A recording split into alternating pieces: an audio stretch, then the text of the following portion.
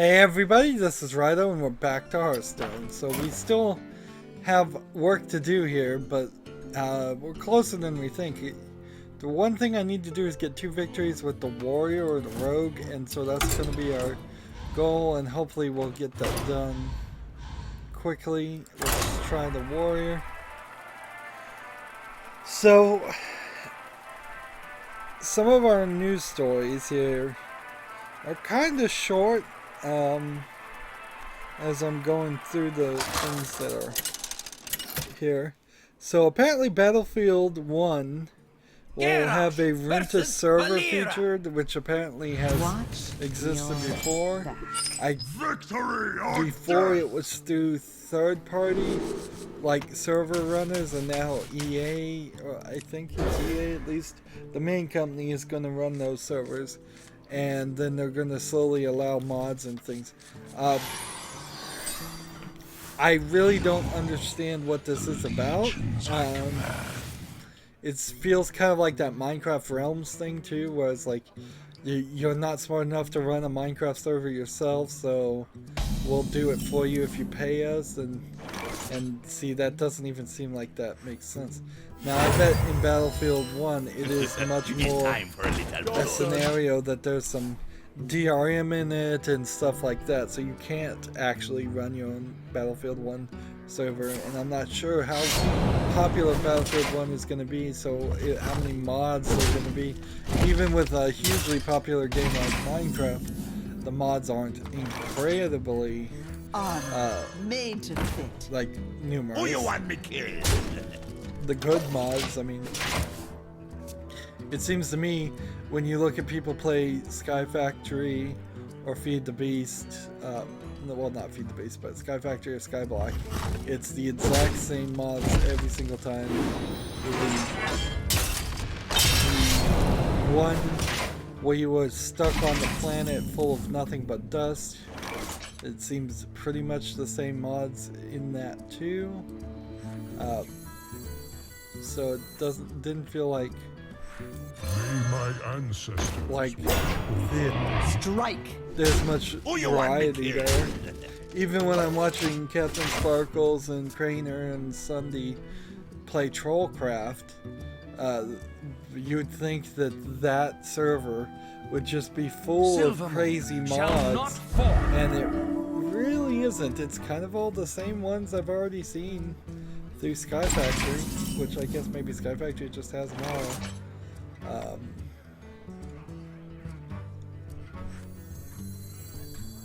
Lovely be thirsty. Bring it on. Who you want me killed?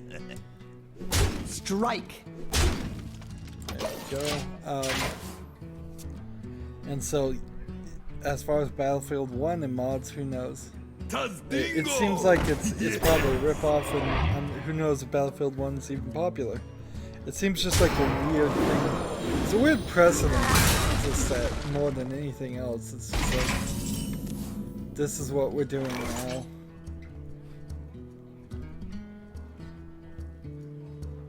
Alright, how about we do this one? And then this one.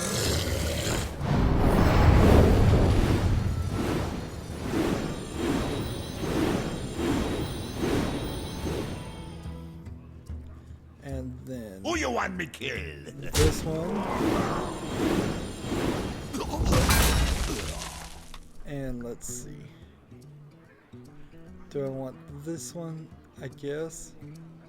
Or do I want to power this up and kill this guy? I strike. Making the tough decisions here. Job done. I think that's got it. And see, I can just...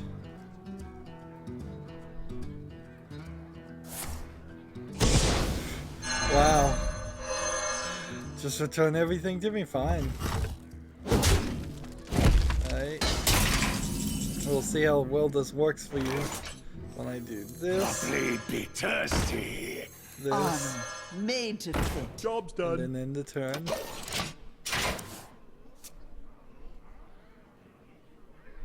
Then play this one and this one next turn.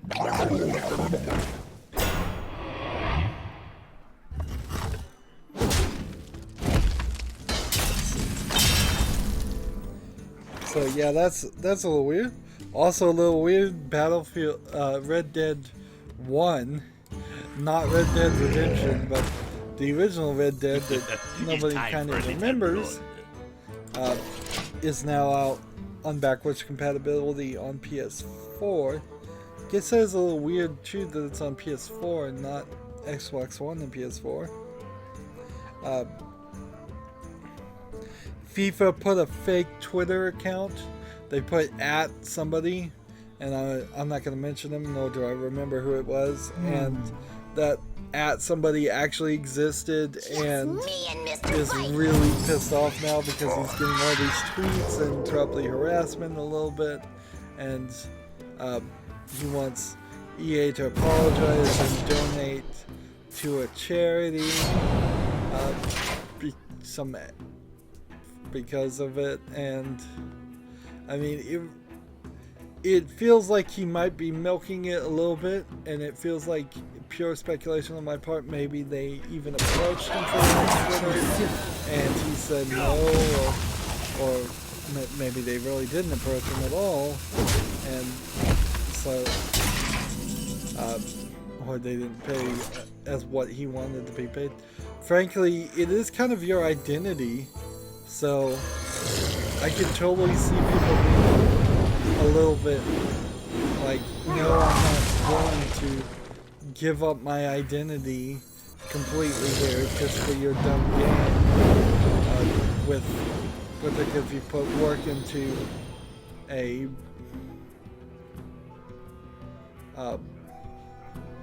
let's see, enemy spells cost 0 this turn. Let's see, this guy's 4, so if I do Who you want me this, killed? and then Strike. do this, there we go. So yeah, I can totally see about that. It really is 100% EA's fault though. I mean, first of all, you don't put an actual Twitter in your game because you don't want to promote something like that unless you've got some branding deal. And even if you've got a branding deal, I think for something like Twitter or Facebook or even Google Plus, you still wouldn't do it because there's just too much of a risk of something like this happening, or people not thinking that it's connected, or people not realizing that in the game it's fictional version of Twitter instead of the real thing. So you have to make it easy on people and call it something like Chirper. That's what it was called, City Skylines, and that worked just fine. And see, that was just a fictional version with fictional tweets that you would get from your citizens telling you what they felt about your city. Second of all, even if you were going to put Twitter in the game and integrate it, every single Twitter account needed to be under the complete control of EA at that point. So instead of a Twitter account just being made up, it needed to be something that if people actually tweeted, it would be a way for EA to promote the FIFA game and have fun with it and keep people interested, not just some random guy. I mean, in a very extreme way, they may effectively have potentially committed slander there, because they're saying somebody's identity, their Twitter icon, thus somebody said these things, and if those things are under certain negative lights, then yeah, they may very well have slandered that person by parroting him in or misrepresenting themselves in that fashion. Furthermore, he was probably a private person, so I don't think parody laws would have covered them anyways. Job done.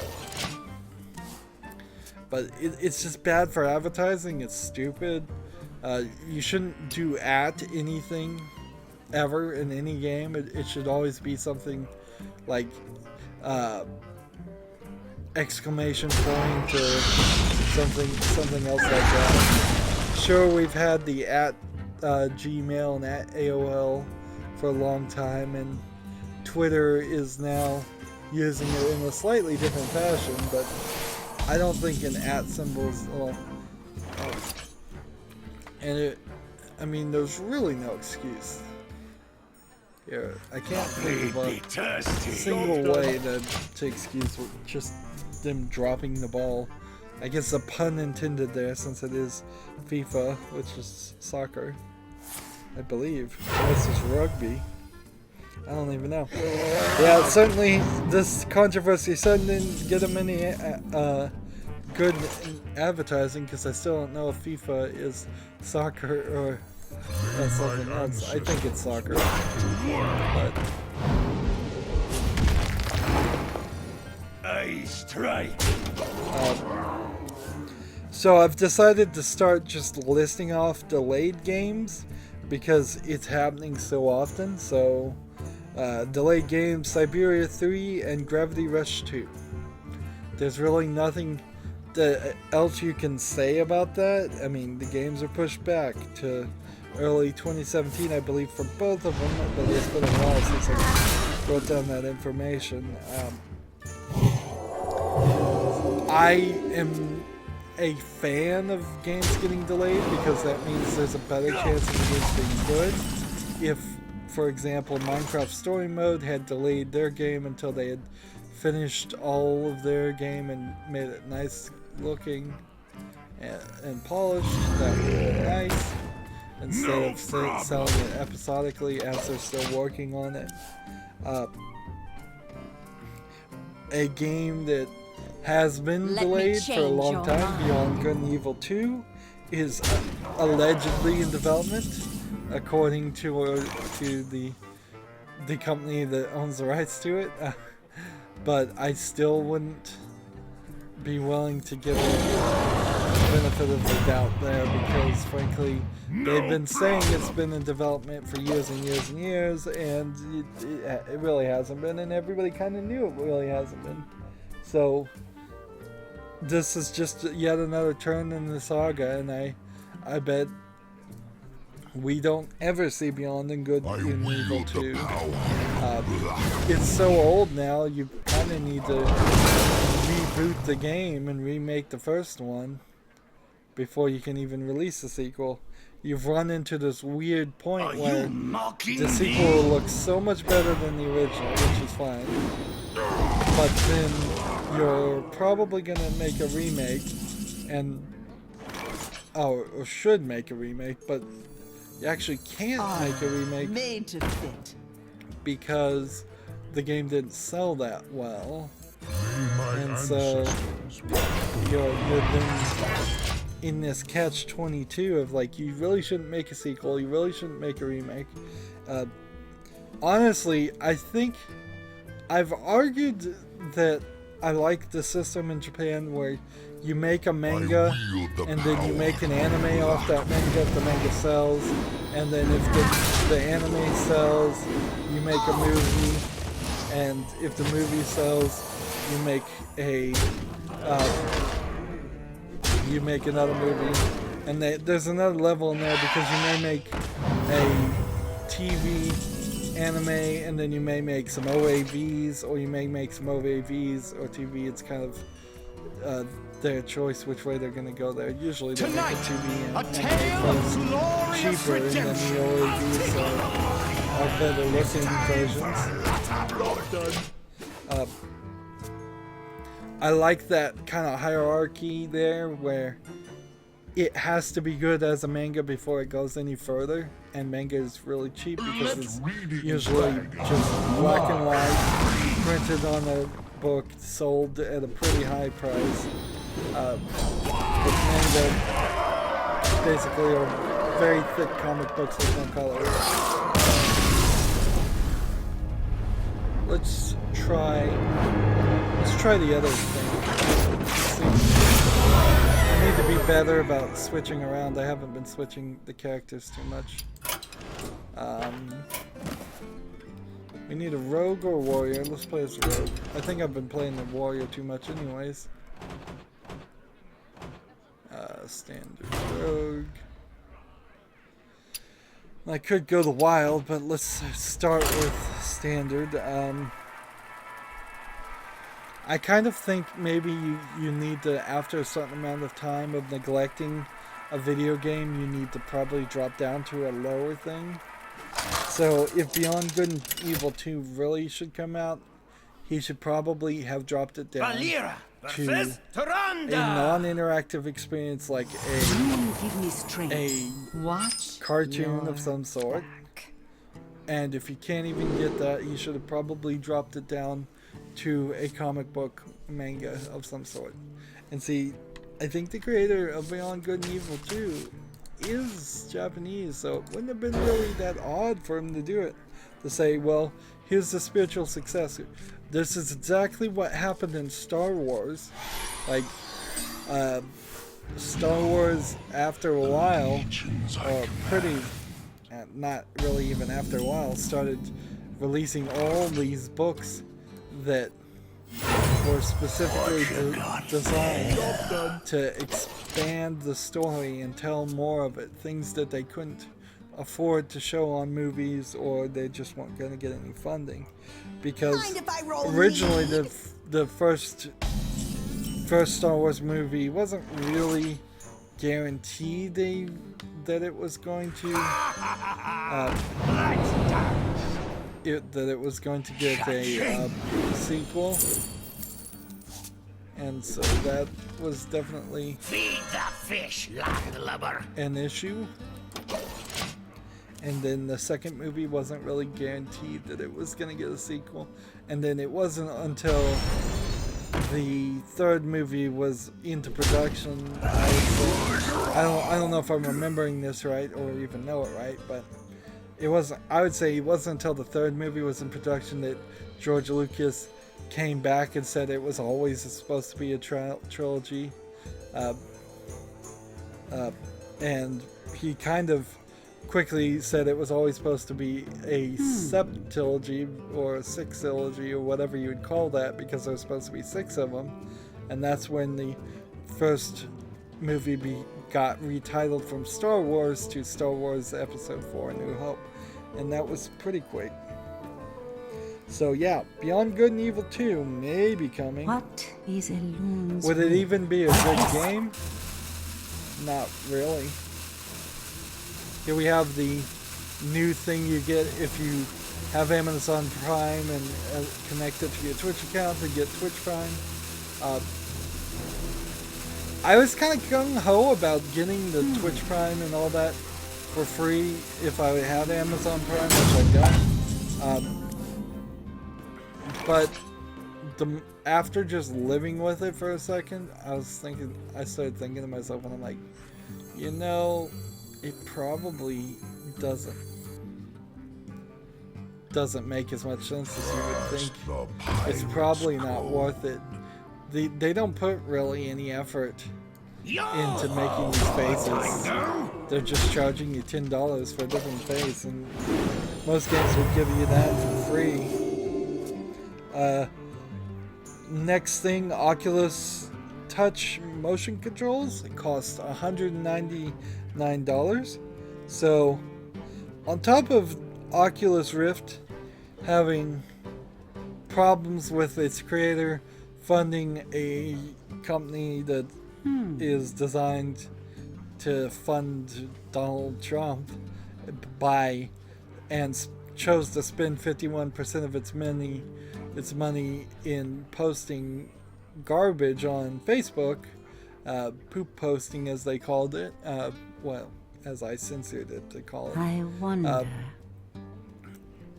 Then they took, the reason they spent 51%, from what I've heard, is because that way they're not considered a political action committee, and they can give the rest of the money directly to his campaign.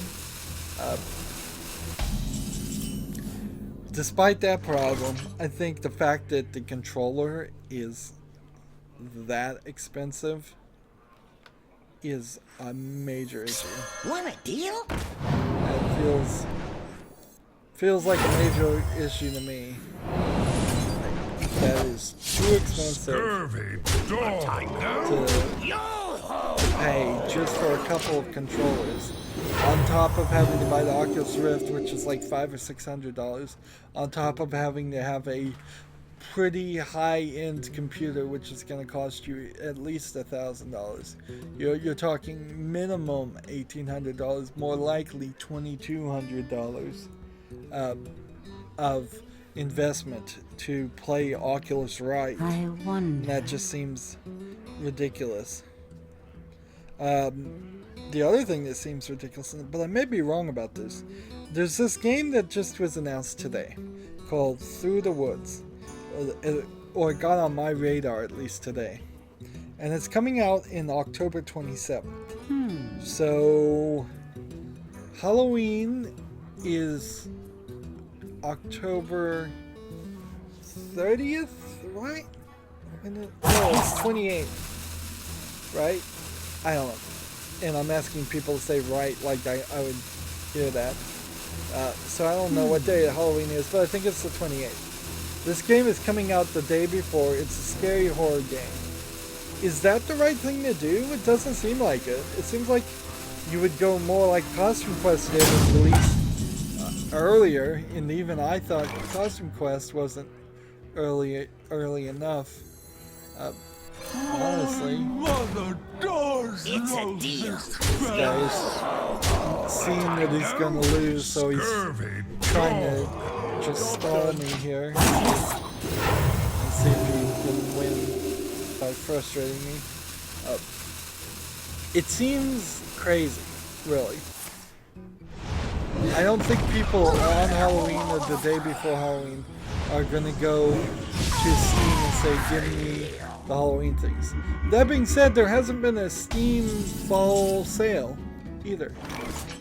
And I haven't seen any talk or suggestion that there would be one. But, that is certainly an interesting turn of events. It's a deal.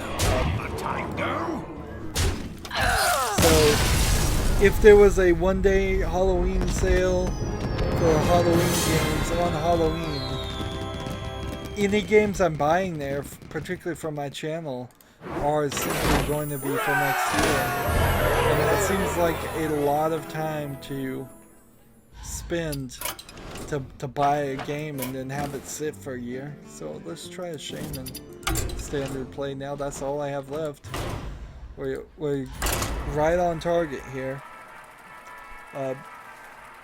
7 minutes left in this third recording, and almost out of things to talk about. And then so I'm not even really thinking about Through the Woods. I'm just thinking about horror games in general. Like, throughout the rest of 2016 and 2017, we got a couple months of 2016, and then 2017 is going to happen. For the next 12 months until 2017's October comes around, we know there's gonna be a lot of people that release a lot of horror games. Well met. Five Nights at Freddy's Sister Location just got released. So people do try to target around Halloween a little bit, but then a lot of people don't bother to target around there anyways. It's just horror year round, which is fine, and I'm glad for it, because I would not actually want to only have horror games on Halloween, because then that'd be kind of boring and there wouldn't be a lot less video games out there. But it kind of is this thing where I could easily pick and choose the ones I want to play now and the ones I want to just hold on to for later.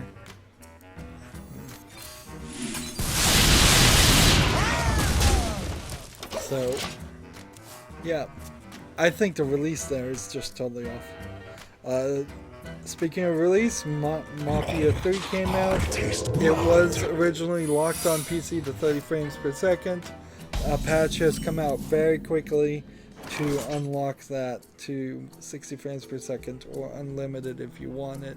And I think I saw somebody said, where I saw that announcement, 60 frames is probably fine, but if you go to unlimited, you may see some issues. And then that leaves me just 4 minutes to talk about this channel. So, there's this channel that was promoted twice, really. It was promoted by Geek and Sundry about 2 years ago when it started. It was promoted very recently by YouTube Gaming or YouTube's Twitter alone.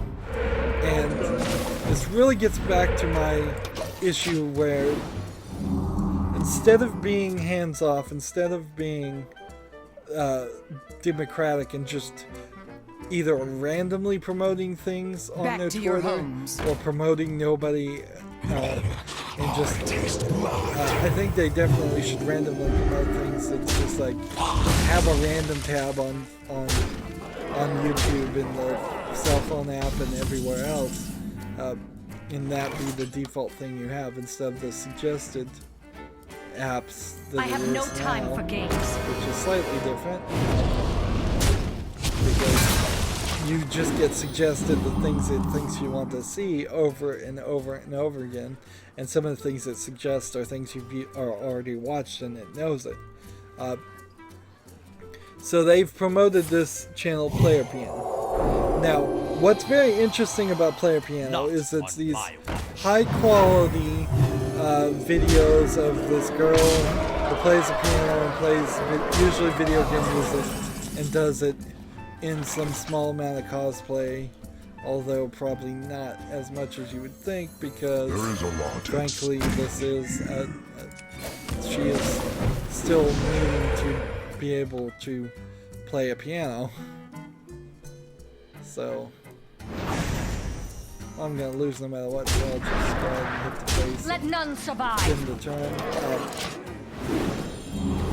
So Player Piano has 182,000 subs. Quite a lot considering they're very niche. Let's go over the Wild. We haven't played any Wild in this recording session. And we're gonna go a little long, but that's fine. Ranked Wild Shaman. I think this is my Murloc deck that I was playing, and it's actually doing pretty good. If I'm thinking. So it has 182,000 subs, quite a lot considering it's just piano music, and piano music alone is pretty boring even when it's very recognizable video game music. Now the first one they did was their own spin on an Akira song, which is an anime song, so they have 12.9 million views, which then is divided by their total number of videos that they made in 2 years. And you would be shocked on how many videos they've made in 2 years. The number is 24. Not 2,400, not 24,000 videos, not 24 million, 24. So, one video a month. Now, I imagine when they were first promoted by Geek and Sundry, they set up a Patreon, and so the Patreon, I suspect, says that they will try to release a video once a month, and that was their only goal at once. And yes, it is high quality videos, but that is a ridiculously small amount of videos, and it's not a long amount of time either, because how long can a piano song go? 8, 9, 10 minutes at most? Probably a lot less. So all these things have to be considerations. So that the 12.9 million views divided by 24 gives them an average of Reporting for duty. 539,000 views per video. Which, when you divide that by their subs, that means they're actually doing very poorly in comparison to a really loved channel where maybe 50% of your subs are giving you views, and you would like it to be more than that, definitely. Reporting for duty.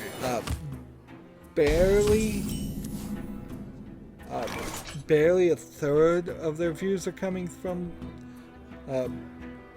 subs. Now, frankly, let's take a step back and look at my channel and compare it. It's like, in comparison to my channel, they're still doing a million billion times better than me, with my 98 subs and my 150,000 views. And 99.9% of my views are from random people. And I've been going 2 years too, so they're still doing way better than me. But they're really not doing that well. But they're super niche too, so I mean, could they really have expected to do that well? And I think there's at least 2 people on it working on this project, like husband and wife team, I think. So that's going to come into when it talks about their money. And then their average views per month are 446,000. So they're getting about 100,000 less views for every time they release a new video. So while that doesn't directly mean A tale of that glorious redemption. There is a lot at that everybody's just watching their new video, and then 100,000 other people are watching the month before. That's kind of effectively how you can look at it. That Like- is incredible.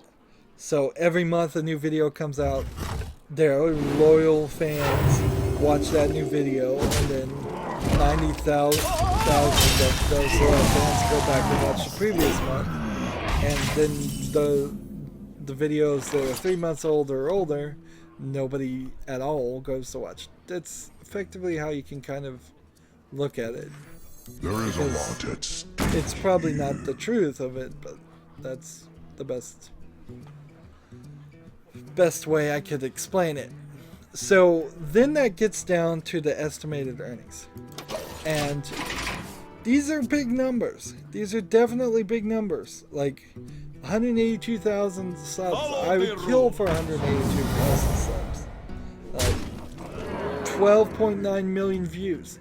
I would kill for 12.9 million views over my channel instead of 150,000. That's almost 10 times as many views. Getting an average of 539,000 views on every video you put out. I would totally kill for that. So what's the problem? Well, the problem is this is just not how YouTube works. So their efforts have created very, very short videos, regardless of quality. YouTube wants videos to be good quality, but not that much. Not really. So, because of that, they have gotten an estimated... trying to play the game at the same time.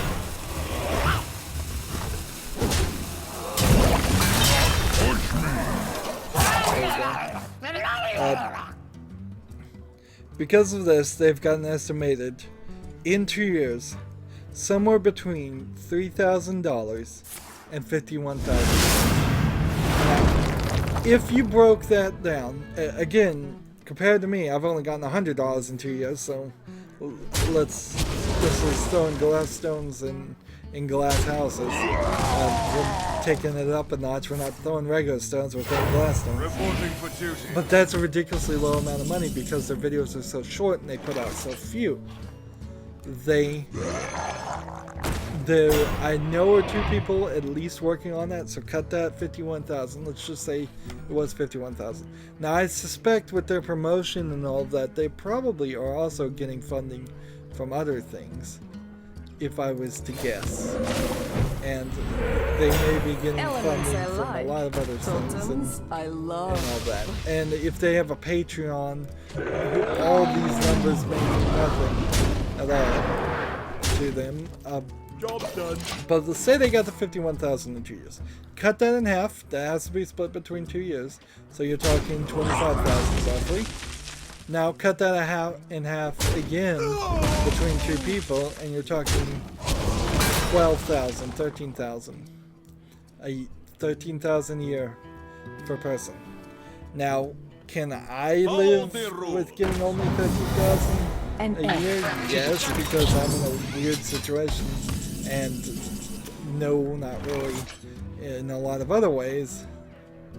I shouldn't try to live with that. But at the current moment, I kind of feel that would be a lot more than what I'm getting now. But realistically, when you're talking real people that probably have a piano that's worth more than 51,000, it's nothing. It's nothing. And this is really scary for a YouTuber to see this. To see a channel that got promoted by YouTube, to see a channel that got promoted by a big publishing company in the form of Lionsgate, which I believe owns Geek and Sundry, and it's still so niche and they didn't do the right thing by making enough videos that are long enough in time that they're just not making any money. It opens the door to maybe nobody makes money on YouTube, and that's really scary. And maybe it is just the top 10 YouTubers are making money, and maybe it's because they sell out and they do product placements and they do sponsorships. Maybe there really is no money going around. YouTube has never been profitable, so maybe this is the truth of it. But I mean, this is a great example, and kind of it's a pat on the back to me. If you can't do quality, do quantity is how I started this channel, and quantity has proven itself to be probably the right thing, because if my channel ever did grow to 182,000 subscribers, I would have so many videos that would start getting shown in their recommendation pages that they would go back and start watching my other videos, start giving them views. At least that's my hope as to what would happen. That I think I would see a lot more than 500,000 views per month on average. I think I would see millions of views per month with 182,000. 1 million, 2 million views per month. I wouldn't be surprised, just because I have more quantity, more stuff. And so, patting myself on the back, I think I'm doing it right. Certainly, I would not change at this point. I would not say, well, I'm only going to make one video per month, per game. That would be ridiculous. People like consistency, and I publish a lot, but nobody has really complained. I've had, well, literally one person say, maybe you publish too much, maybe you should publish a little less, and it's like, nope, don't think so. Not until the views come in. Maybe I'll slow down once I start getting those paychecks. But it is very interesting. So that's very interesting. I got that information using Channelytics, which is something you can look at on YouTube channels to see an estimated income, and then see all the other stats that are actually available in most places on YouTube. You just would have to look at several different pages. And I have a plugin that compares my channel to their channel, and it is ridiculous. Because even when Player Piano started, they had like 30,000 viewers. So where those 30,000 subs came from, I don't know. I'm not going to say that they cheated and that those are all fake accounts, but maybe it is. Maybe that's how some things get big, is you just have a bunch of fake accounts. Anywho, that's it for this recording session. We went a little long. We got everything done, so I'm very happy about this. This is the first time in a long time that I have been able to just stop playing Hearthstone at the end of the recording instead of having to struggle with it over and over again. Anywho, that's it. As always, I ask you to like, share, subscribe, comment if you want to, and watch every second of my videos. All of that helps out. If you want to support me further, you can click on my name, Rydo. On the right will be a blue button that says support this channel. Click it, make a donation. And if you want a friend or follow me on basically any social media sites, there's a whole bunch of links down below. Thank you for watching. Have a good evening.